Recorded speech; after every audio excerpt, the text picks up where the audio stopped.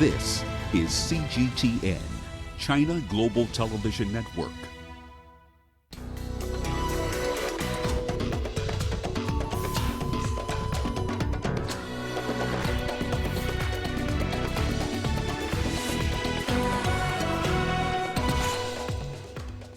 Coronavirus outbreak, public transportation suspended in 3 Chinese cities. Tensions mount in Libya as rebel forces launch attacks on Tripoli. And we tell you why activists are pushing for the amendment of Nigeria's strict abortion laws. Hello and welcome to CGTN. This is Africa Live and I'm Karen Roberts in Nairobi. Also coming up in the programme.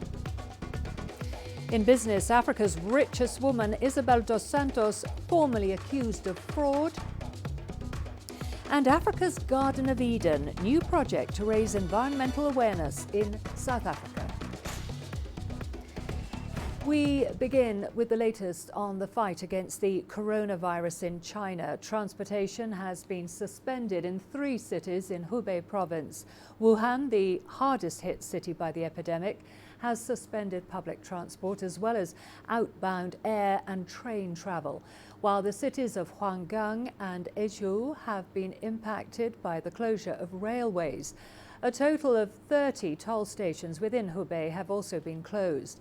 Entrances to the G4 highway connecting Beijing, Hong Kong, Macau have been shut down. China's Transport Ministry has ordered the suspension of road transport and waterways services into Wuhan.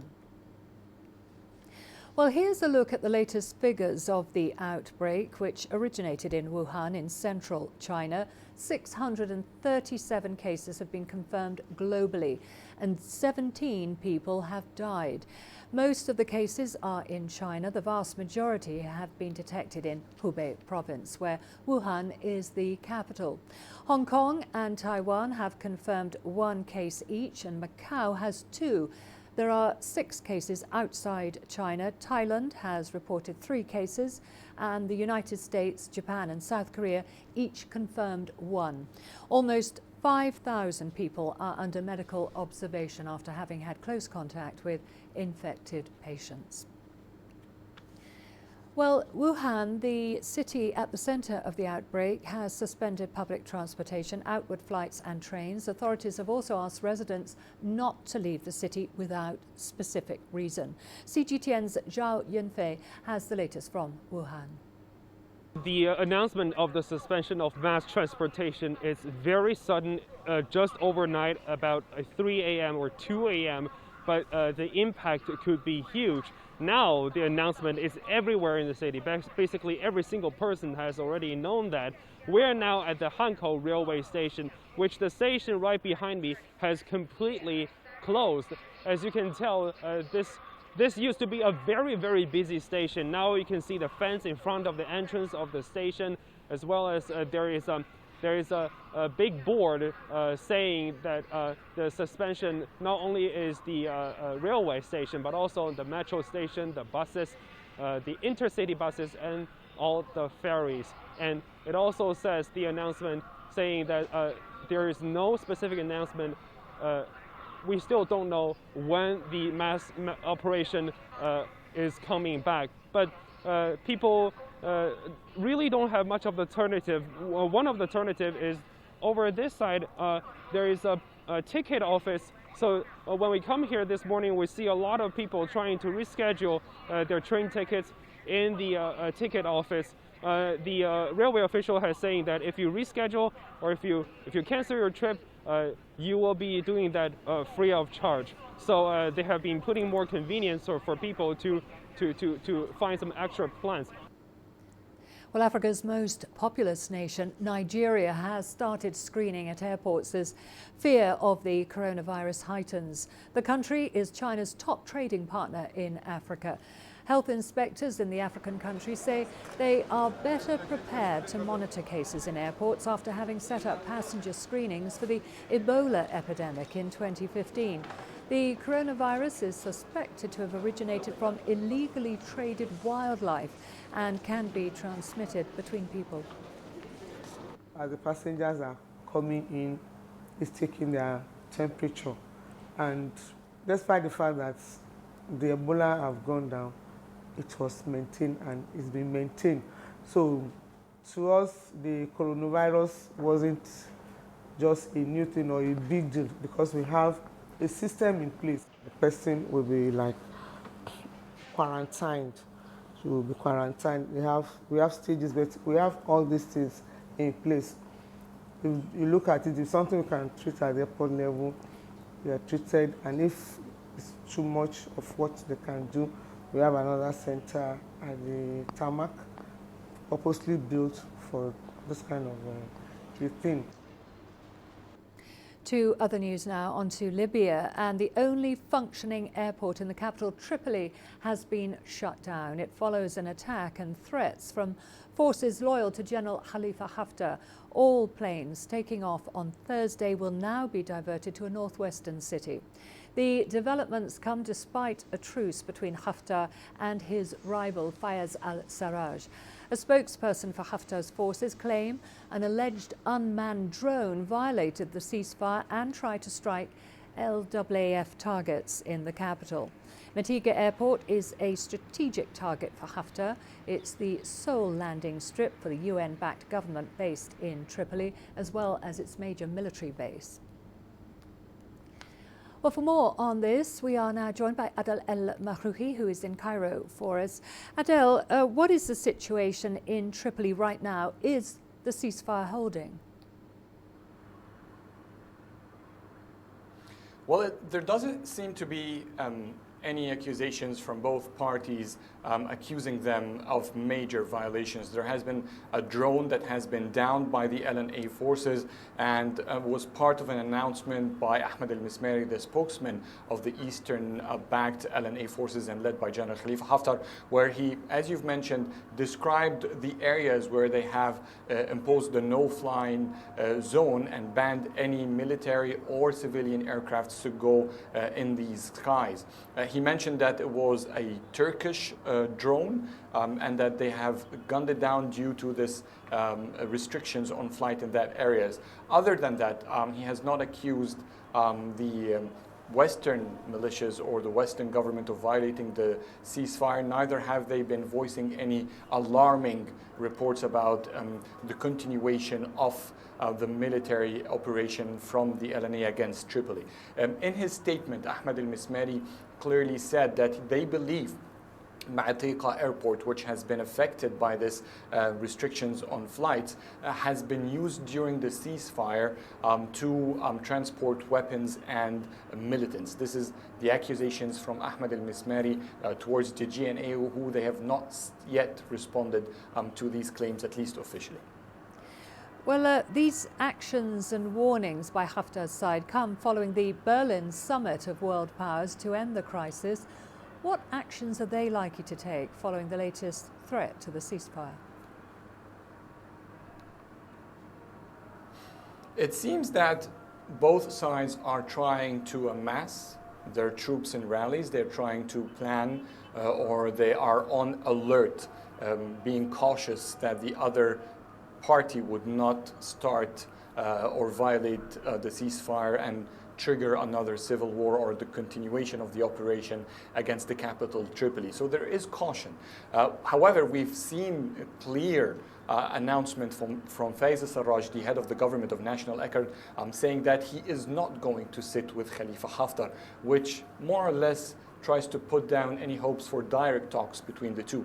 Still, Germany is being now a very active player along with the United Nations in trying to push agreements between both parties. There is a military 5+5 committee that should be convening very soon in Geneva, through which the heads of militias operations or forces operations in both sides will be sitting together trying to work with the UN on drafting a way to disarm the militias, to resort and maintain that Haftar would not breach any authority of having exclusive right for arms, for example, and maintain control all over the country. And that should be a way to maintain a truce, reach a deal of complete ceasefire agreement, and therefore pave the road for politics. So generally, There are very high hopes from the United Nations and international parties who have just came out from Berlin, and at the same time there is sort of expectations of betrayal from both parties against the other, which has always been the case and always has been the obstacle to the UN efforts. And finally, Adel, let's talk about another meeting. Algeria is today hosting ministers from Egypt, Tunisia, Sudan, Chad, Mali and Niger to discuss the crisis in Libya. What's the latest you have from that meeting? Well, the foreign ministers' meeting is a routine meeting that being held and being rotated by Algeria, Tunisia and Egypt, who have been leading this initiative to hold a foreign ministers' meeting for Libya's neighbor. This time there is an expansion to include African countries like Chad and Niger to be sort of hopes and to reach a comprehensive vision from these neighbors who are directly affected by the conflict in Libya. The meetings have not yet released any outputs in Algiers, but at the same time there has been a clear announcement from Faiz al-Sarraj's government that their foreign minister will not be participating in that meeting. So it's yet another effort, another regional and international effort to boost the situation in Libya, and another time where the rivaling parties in Libya do not join in these talks, the same that has happened in Berlin.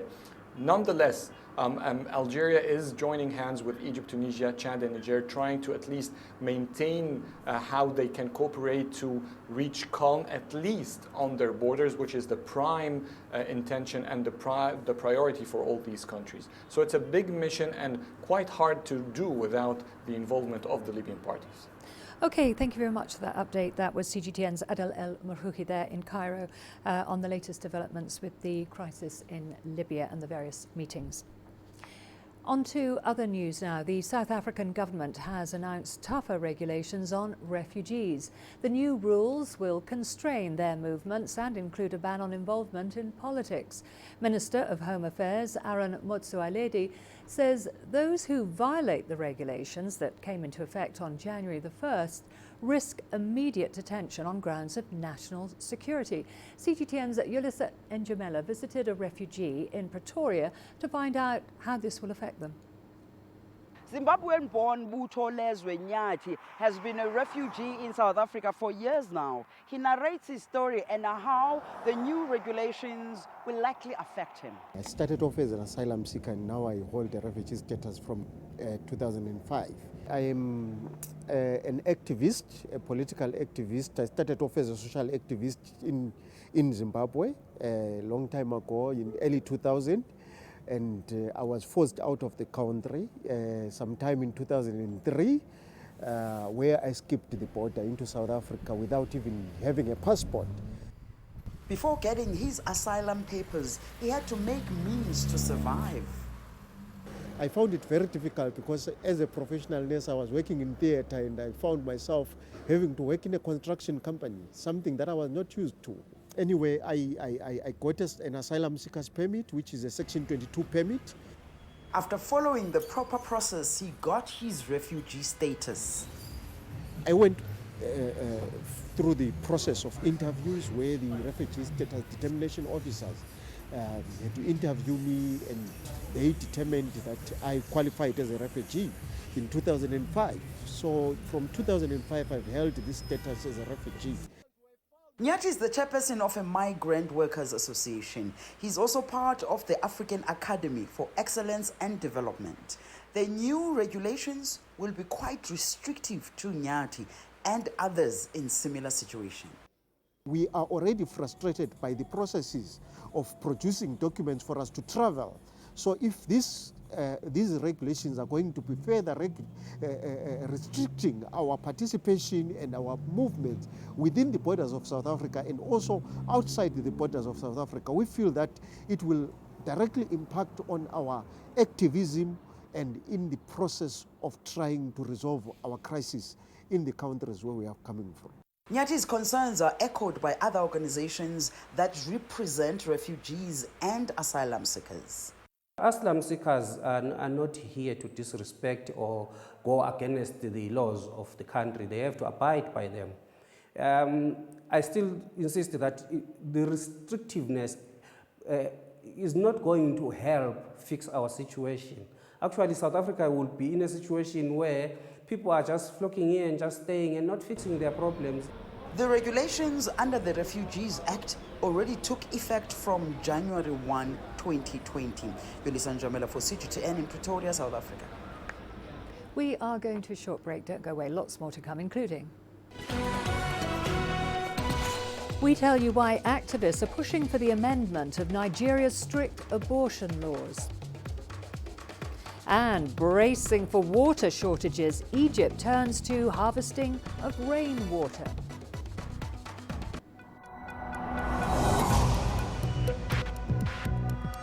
Each day, there are millions of stories. Each one can open new perspectives, new possibilities. Wherever you look, we are there to see, discover, explore. We put the pieces together to find what really matters to you, all around the world, all around the clock. Our reporters are at home across the globe. From our headquarters in Beijing and production centers in Washington, Nairobi, and London, China Global Television Network. Stories from across the globe, reaching people across the globe. CGTN. See the difference.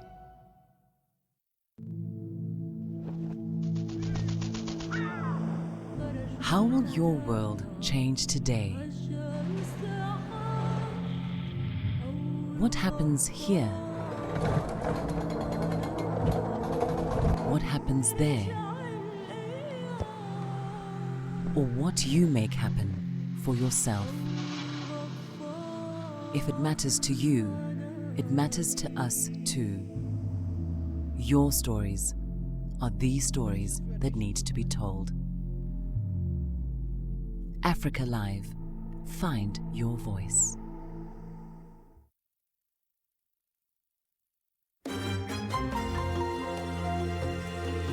Africa Live. Find your voice.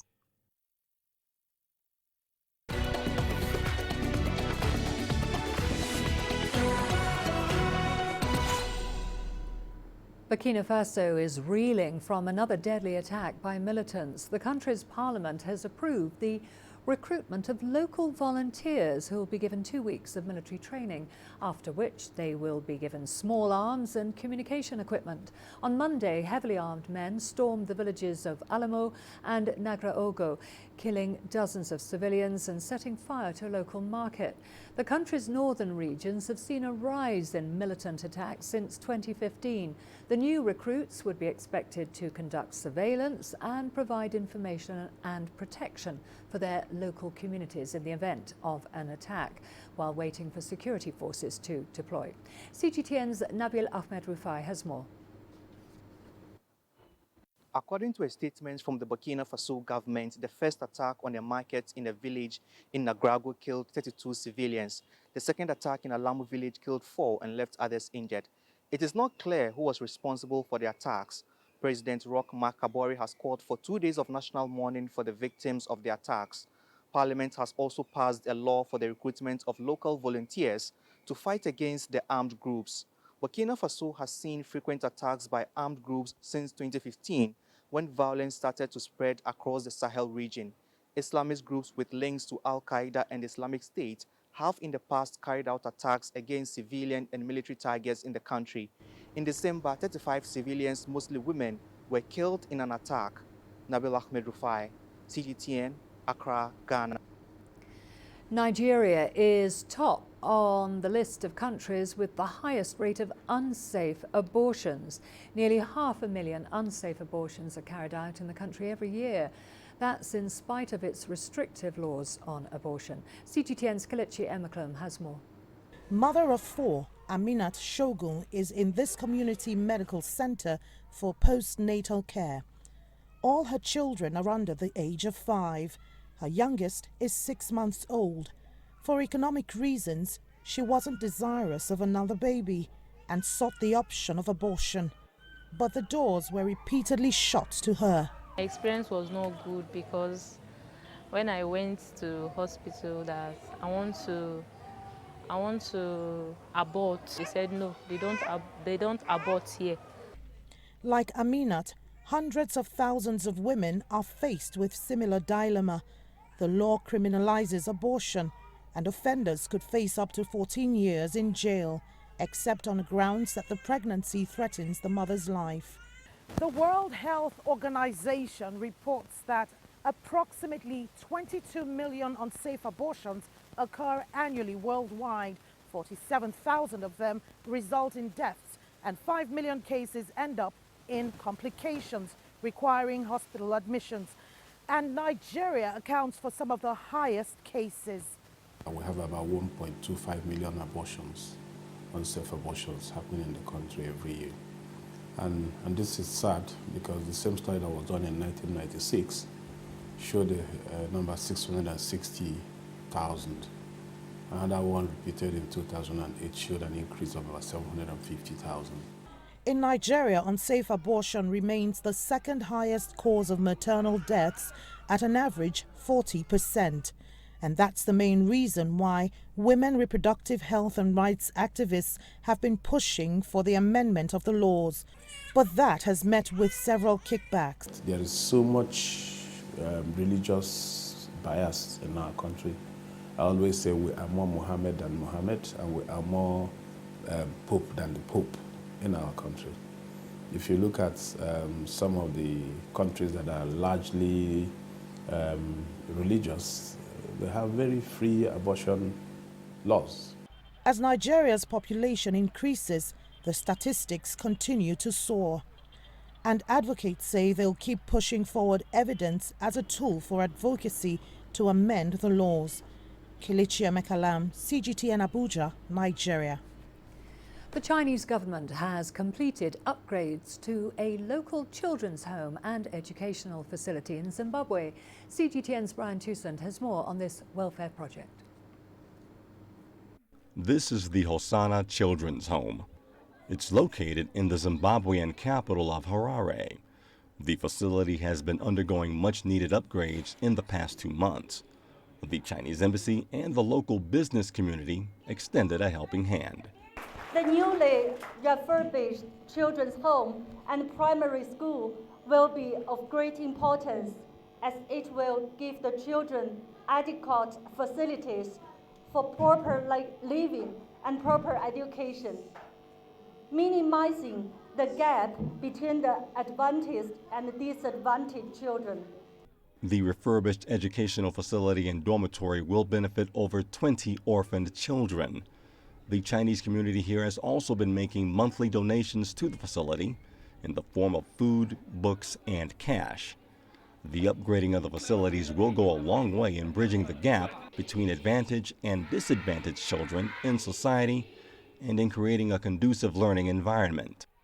We are showing Zimbabwe this kind of love, not because we are rich, but because we are friends and because we know fully well that we are living in an increasingly interdependent world in which no country can go ahead alone. In this global village, we are all neighbors. We all need to help and support each other. And this project is as a result of that. The Chinese government is promoting people-to-people exchanges by investing in their livelihoods. Brian Toussaint, CGTN. Egypt has launched a national plan to enhance management of its water resources.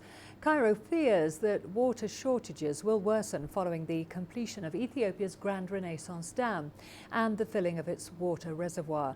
Although Egypt sees little annual rainwater, the country is harvesting rainfall as one approach to its water crisis. Here's Adel El Mahrouki with more. The River Nile is deceptive. All these waters give the impression that there is plenty for Egypt.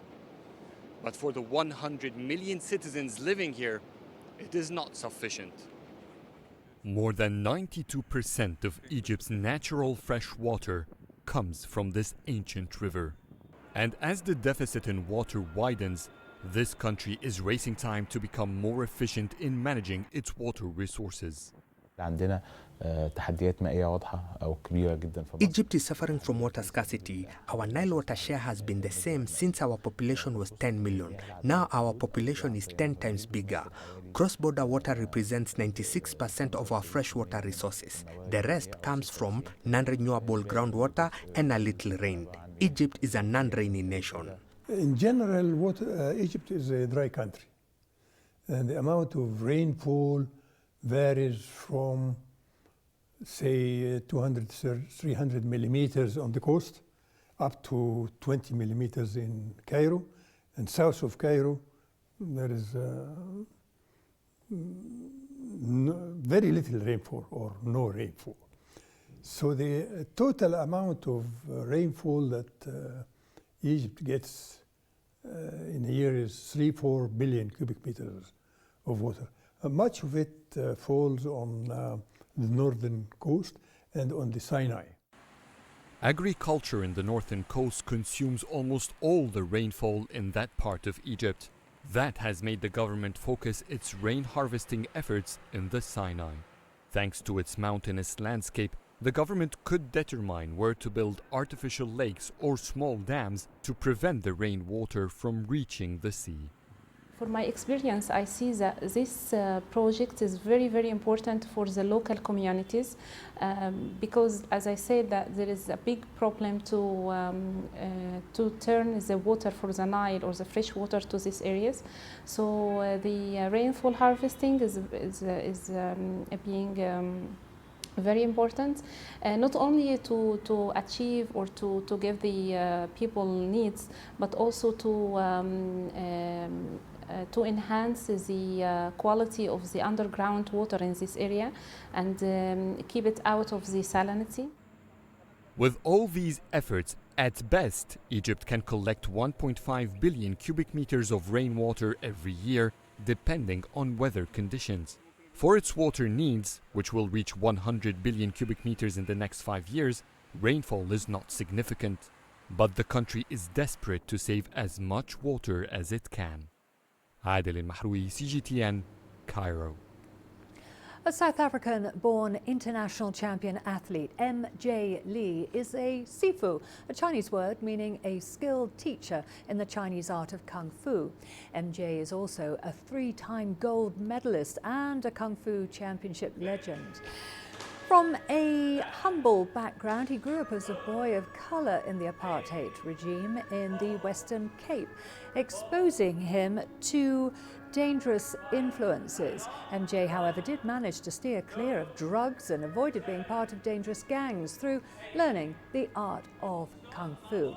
He's now using his knowledge to help students in similar circumstances at his South Africa Youth Kung Fu Development Squad by teaching them Kung Fu art. So I think it's allowed me to tap into that potential that has always dwelled deep within the recesses of my soul, my mind, my body. And I think on a global scale, Kung Fu has allowed me to appreciate international cultures, traditions, different lifestyles and religions, and it has connected me to the ancient Chinese culture. And it has afforded me the opportunity to travel the world. A young boy who came from humble beginnings, grew up in Cape Town, and yet I was then able to travel to the United States, travel to the Far East, China, Hong Kong, Taiwan, go to Mexico, and this journey has not even ended yet. We've got all the business news coming up for you after the break. Stay with us.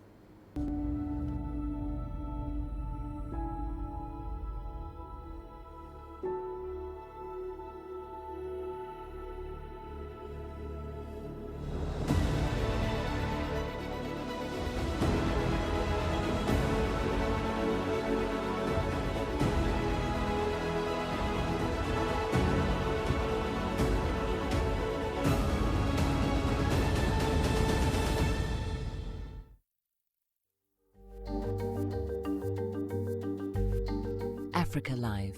Find your voice.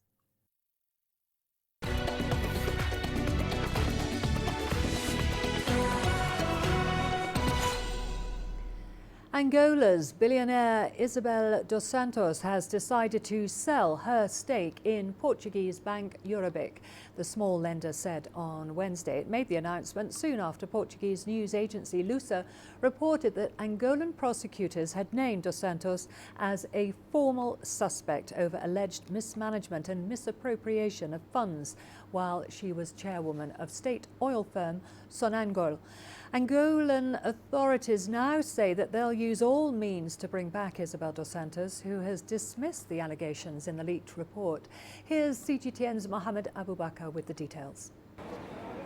It all started when the International Consortium of Investigative Journalists published a new investigation this week. This time, the key focus was on how 2 decades of unscrupulous deals made Isabel dos Santos Africa's wealthiest woman. Dubbed as the Luanda Leaks, the secret documents detail how dos Santos made her fortune thanks to the influence of her father's 38-year rule of Angola. But the question here is, what does this so-called Luanda Leaks say about Angola's rich and powerful? This is not a new situation. It has been going on for a long time. Naturally, we intervened within civil society to oppose the position taken by the former president and to demonstrate that this theft and looting was indeed a well-organized and well-orchestrated affair, obviously for the benefit of these people. Based on more than 715,000 documents and hundreds of interviews, the leaked data highlights the role played by firms like PricewaterhouseCoopers in managing dos Santos' assets. They also suggest that while Western banks were often unwilling to support businesses in which she and her husband had invested, the state of Angola and her own banks were there to advance the cash.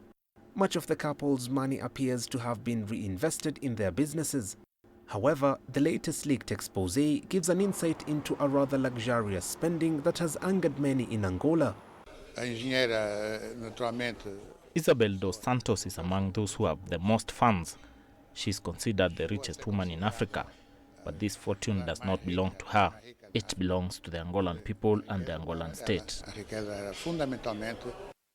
Last month, Angola's prosecutors froze bank accounts and assets owned by dos Santos and her Congolese husband Sindika Dokolo.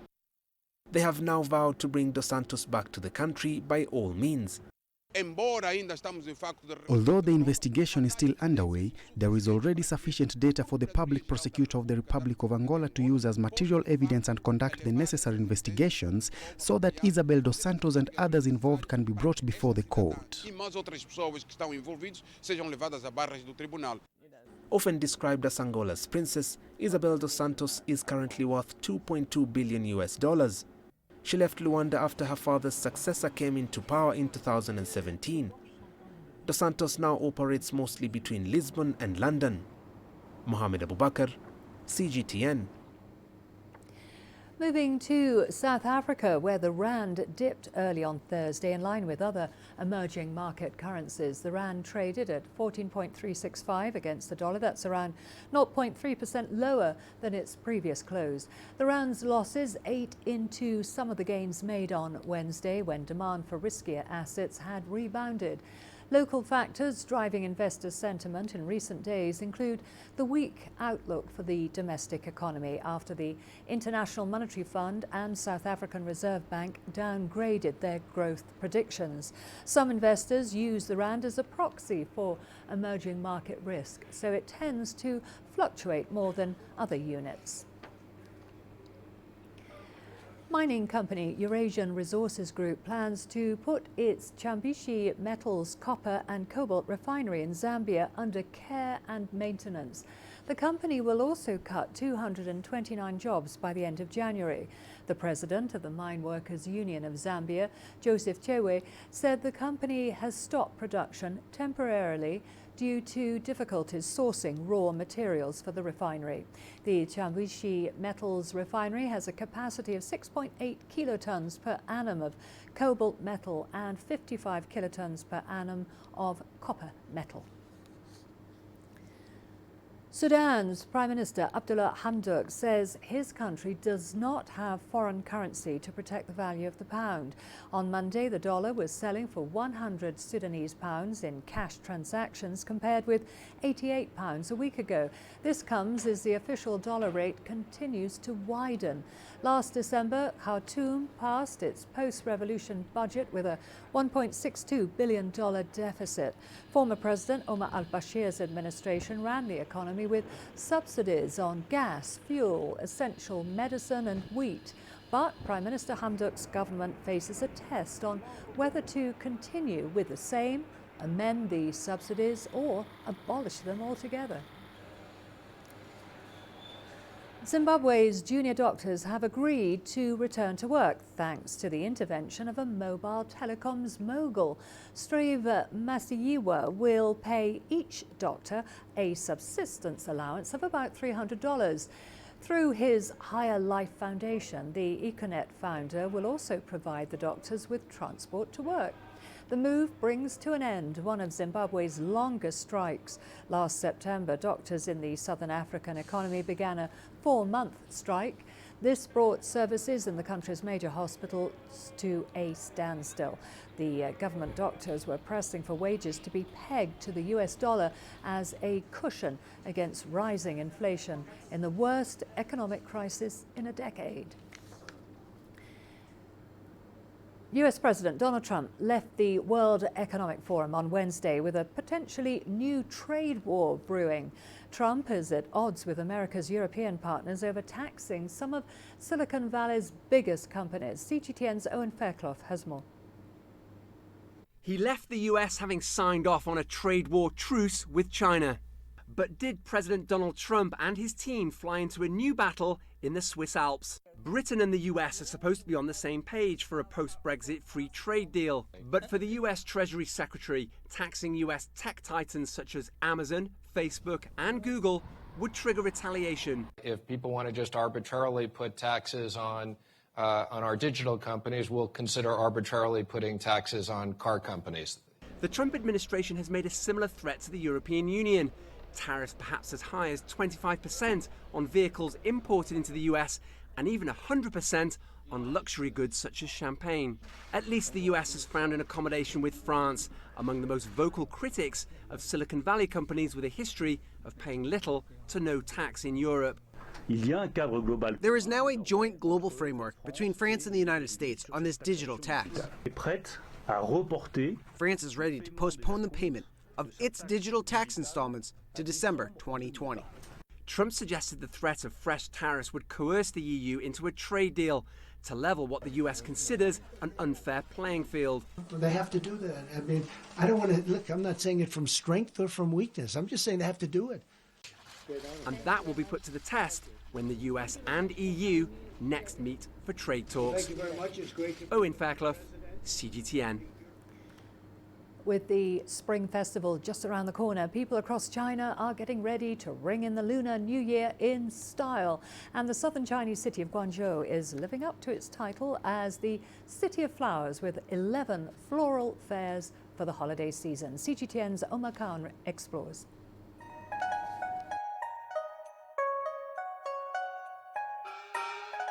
All right, I'm out here in western Guangzhou in Liwan district, which is renowned for its flower markets around the Spring Festival time period. It's a time where families come out with their kids, with their grandparents, and do some shopping ahead of the Chinese New Year. But I'm here to experience something completely different, a Chinese martial art. Let's check it out as one of Guangdong's Grand Masters gives me a bit of a teaching lesson here. Okay. Okay.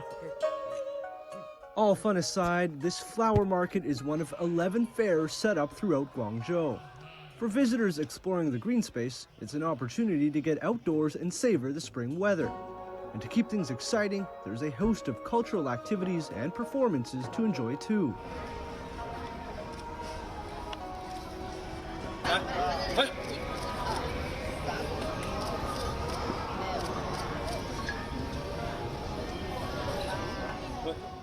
That's the Chinese martial art of Yongchun, which is clearly not my forte.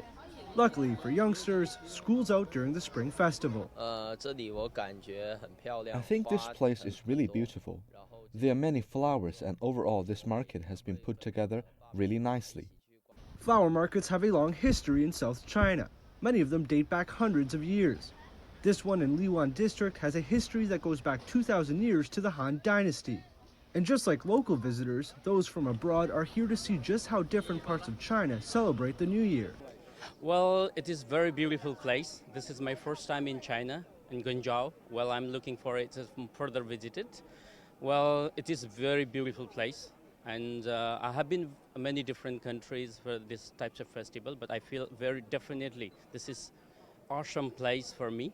And I'm looking for it more walk around here. Well, look at this beautiful poinsettia, and then the other flowers. It's blooming so well in the spring. I was expecting it is winter here, but it's spring here. It's absolutely, it's great.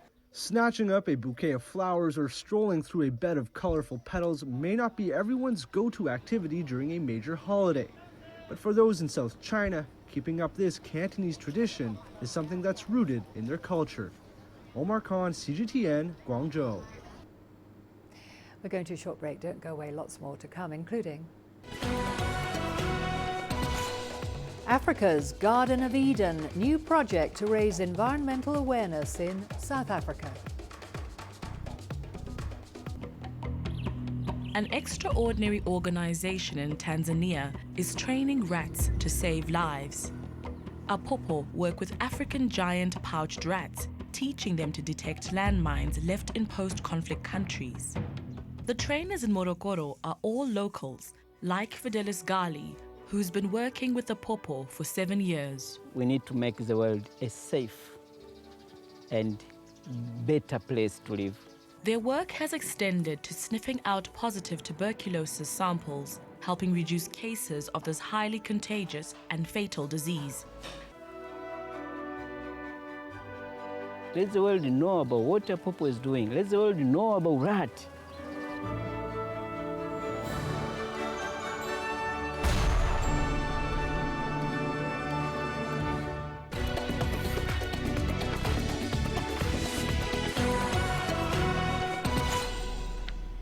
It's been 2 years since South Africa's father of jazz, Hugh Masekela, lost his battle with prostate cancer.